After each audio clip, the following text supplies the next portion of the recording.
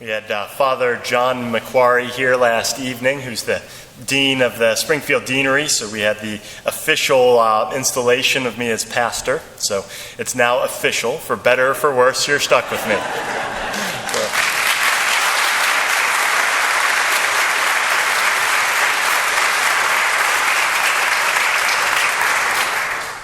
I'd say I've seen enough in this world to realize that nothing happens by accident.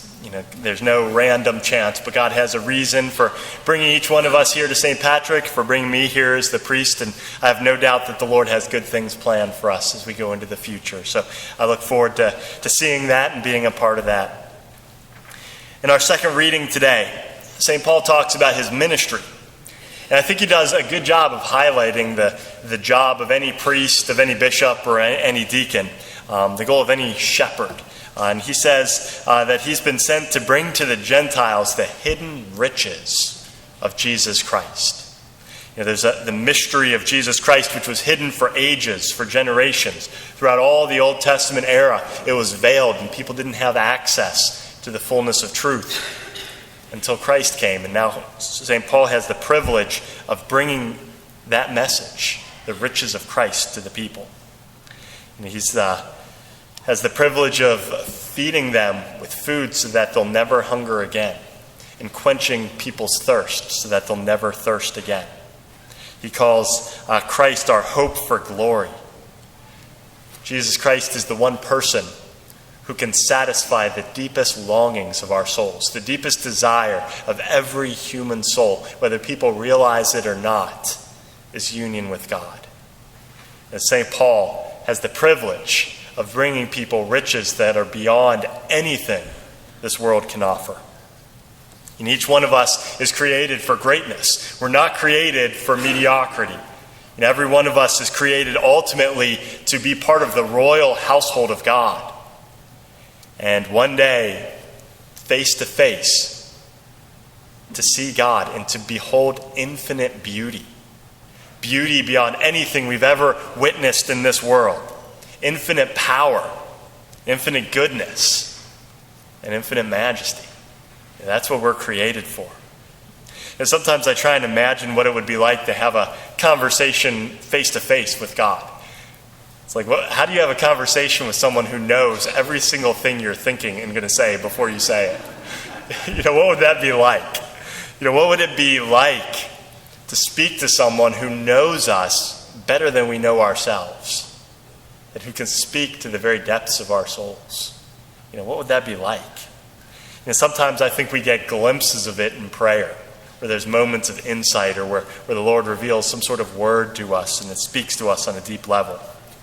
But when we look at today's gospel, Mary discovered the riches of Jesus Christ. She encountered someone who was so beautiful, and she was just enamored, and she couldn't look away. She sat at the feet of Jesus Christ, and she was listening to every word that came from his mouth. There were a lot of people that day that were in the presence of Jesus Christ. A lot of people were there. But not everyone had a personal encounter with Christ and realized who was in their midst. Mary did. And as Christ said, she chose the better part as she sat at the feet of Christ and was listening to his every word. Martha didn't get that. She was off doing the dishes. She was setting the table. She's like, how come Mary won't help me? She was wrapped up in other things. And she was in the presence of Christ. But she didn't have that personal encounter that Mary had. There's a difference between just being in the presence of Christ and actually encountering Christ. I think for us as Catholics, many Catholics, even people who have been Catholic their entire life and go to Mass every Sunday, don't necessarily have a personal encounter with Christ. Or maybe some people have at one point had an encounter with Christ, but that's just a distant memory. Sometimes, for a variety of reasons, people don't have that encounter with Christ. It might be that they're too attached to the things of this world. They have other things that they're seeking and desire. Sometimes it's a lack of faith. We don't realize that Jesus Christ is present, body, blood, soul, and divinity in the Eucharist. Well, if we don't recognize his presence, of course, it's going to be hard for us to have that personal encounter with him. Sometimes people just may not care. They might be indifferent to the faith. Or sometimes people just get so deep in the habit of coming to Mass each Sunday that they don't realize that Christ is trying to do something new, and that Christ wants more than our routine. He wants our hearts. Last weekend, of course, we had a visiting priest here, and I took a group from Alter High School, where I taught last year. There was a group of 67 students that went to a youth conference at Franciscan University in Steubenville. They've been having these youth conferences for 40 years. And they've grown and they've grown, and they now have them throughout the entire country at different locations. This summer alone, they're going to bring 60,000 high school teens together for these conferences. And at this particular weekend, it was packed. We had 2,300 young people there. And so sometimes you get these weekend retreats, and they just try and make them fun for the young people. They have live music, they have different activities, and the kids have a good time. But that's not what these weekends at Steubenville are aimed at. The weekends at Steubenville are aimed at helping young people have that personal encounter with Jesus Christ. And many of these kids have grown up Catholic, but they've never had that encounter. And so the weekend, as they go through the weekend, it helps to break down some of the walls and obstacles that young people often put up between them and Christ. Whether it is a lack of faith, whether it's the fact that it's just their parents telling them to do this and they're not personally engaged in the faith. Sometimes people feel that they don't belong, that it's somebody else's faith or not theirs. But one by one, they break down these barriers with the young people. And one of the major barriers to overcome is sin. And so they do a really good job of encouraging the young people to go to confession, so that they can be freed from that sin and open to an encounter with Christ. We heard over 1,300 confessions last weekend alone. So the priests were busy, but there was a lot of mercy and a lot of grace flowing.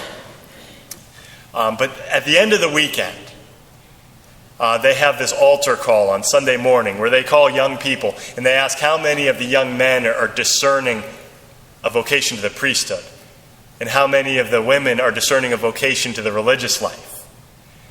And keep in mind, these are just ordinary teenagers, 2,300 of them. By the end of the weekend, hundreds of young people stood up in front of their friends, in front of their peers, and came forward and said that they were now discerning a call to give their entire life to Jesus Christ.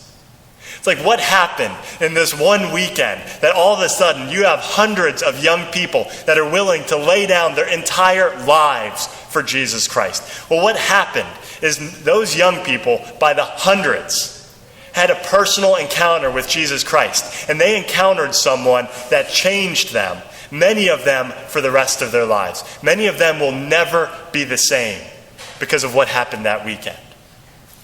There's hundreds of stories that I could tell you about what happened on that weekend, but I'll just give one example. There was a girl in our group from Alter High School who has grown up with a chronic disease. Her spine swells and it sends pain shooting through her entire body. Her feet and her hands will often swell as well. So she lives with constant pain. It's incurable. Doctors can't do anything for her.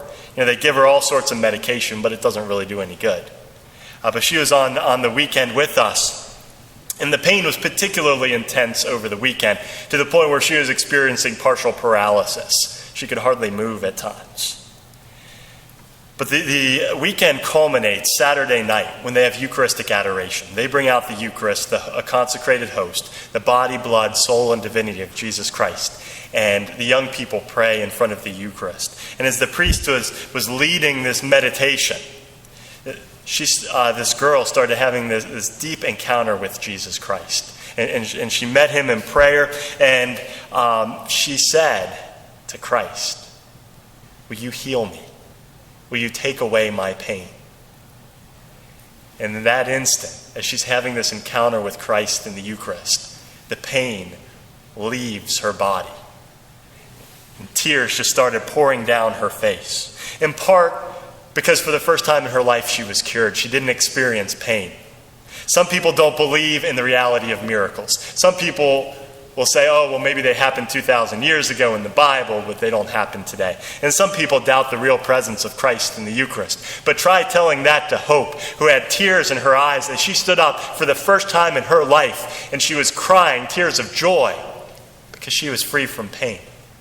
And not only was it the fact that she had been cured of something she had struggled with her entire life, but more importantly, she recognized for the first time that there was a God in heaven who loved her so deeply that he would reach down through the Eucharist, and at her moment of need, when she simply asked to be healed, he would reach out and free her from her illness.